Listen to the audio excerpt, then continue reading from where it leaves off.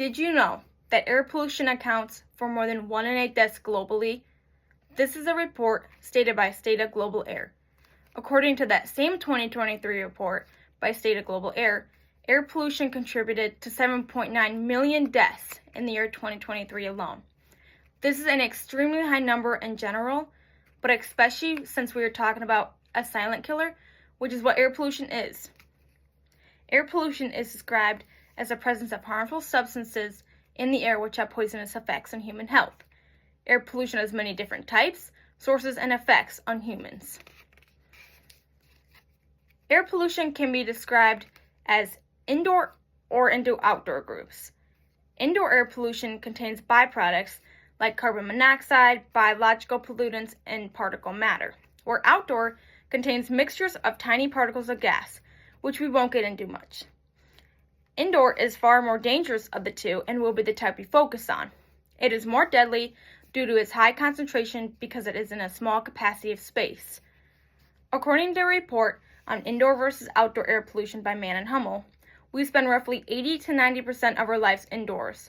Therefore, most of your life is spent breathing in contaminated air, which you can't even see, which is another reason we focus on such a topic.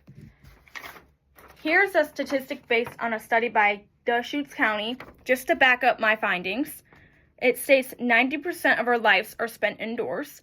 It's 2 to 5 times more concentrated indoors than outdoors. And a list of common indoor air pollutants, such as household odors and gases, airborne particles, which we will talk about later. And you may be wondering, well, since we can't see it, where does it come from? Well, indoor air pollution commonly comes from household items that you can probably find in your house. For example, fireplaces and gas stoves. These items emit combustion gases like carbon monoxide. Carbon monoxide is colorless, odorless, and tasteless, hence why it is a silent killer.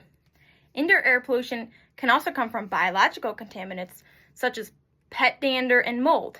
According to a report by the ATSDR, contaminated central air handling grounds, for example, air ducts, can become breeding grounds for mold. This is because they contain dark, moist, warm environments where mold thrives at. One effect it has on human health is it can lead to worsening asthma, which is a respiratory illness. Respiratory illnesses are just one example of the effects air pollution has on human health.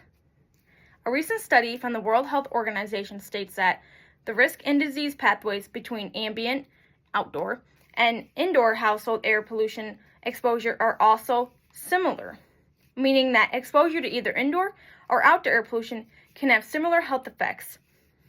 Short-term effects include headaches, fatigue, coughing, and shortness of breath.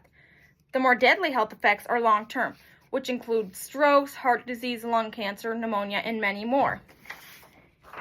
Here's a statistic based on a study from Semantic Scholar, just to back up my findings. It states that 12% of deaths due to indoor air pollution come from pneumonia, 34% come from strokes, 26% from heart disease, and 6% from lung cancer. And you may be thinking, well, I'm a healthy human being. How does this affect me?